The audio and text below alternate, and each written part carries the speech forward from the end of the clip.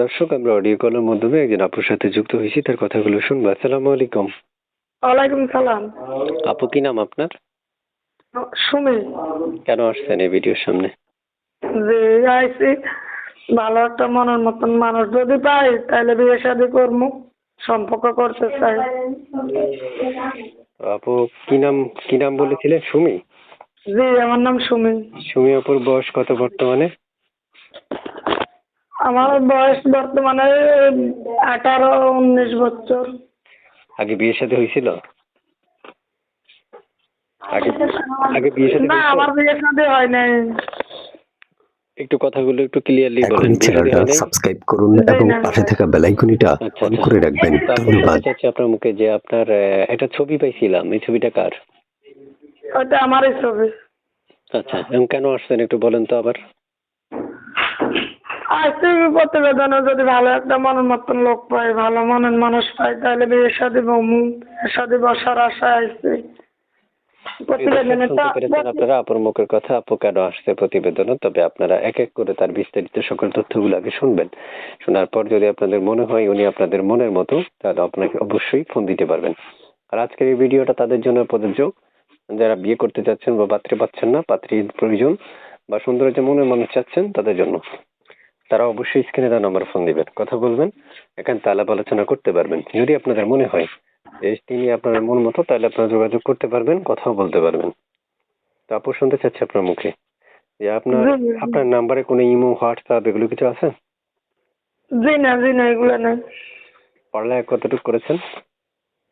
পড়ালেখা 7 পর্যন্ত পড়ছি। গরিবের ঘরে জন্ম তো, তাই বেশি পড়ালেখা করতে পারিনি। 7 পর্যন্ত না? জি 7 পর্যন্ত পড়েছিলেন? জি জি 7 পর্যন্ত পড়ছি। আচ্ছা আচ্ছা, বুঝতে পারছি। তারপর এই এমনিতে মানে কোরআন শরীফ বা ধর্মিক কতটুকু পড়াশোনা করেছেন? ধর্মিক আপনি করছি, আল্লাহ যদ্দুর কপালে ছিল পড়ালেখা উদ্দুর করছি, নামাজ কালামও পড়ি, আল্লাহকে ধরে ডাকি যে আমরা তো মুসলমান, একদিন তো মরণ লাগবে, নামাজ তো পড়া লাগবে। আচ্ছা আচ্ছা, বুঝতে পারছি। তা আপু, আপনার কাছে শুনতে চাই, আমি কি আপনার নাম্বারটা দর্শকদেরকে দিয়ে দিলে আপনি কল রিসিভ করবেন?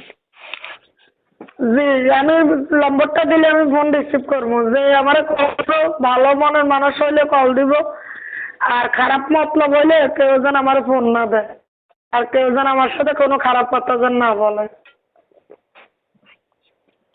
তাহলে আমি কি নাম্বারটা দিয়ে দিব দর্শকদেরকে?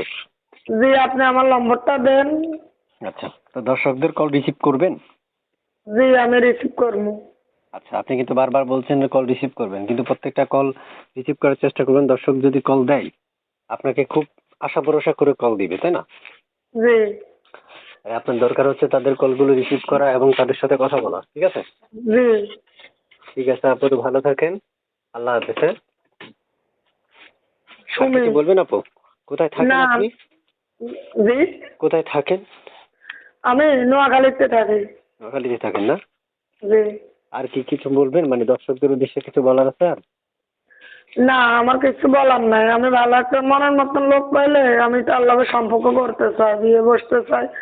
ভালো মনের মতন মানুষ পাইলে আমি সারা জীবন তার সাথে থাকতে চাই। এ ক্ষেত্রে আমার আশা ভরসা। আচ্ছা ঠিক আছে আপু, তো ভালো থাকেন। আল্লাহ হাফেজ। হ্যাঁ।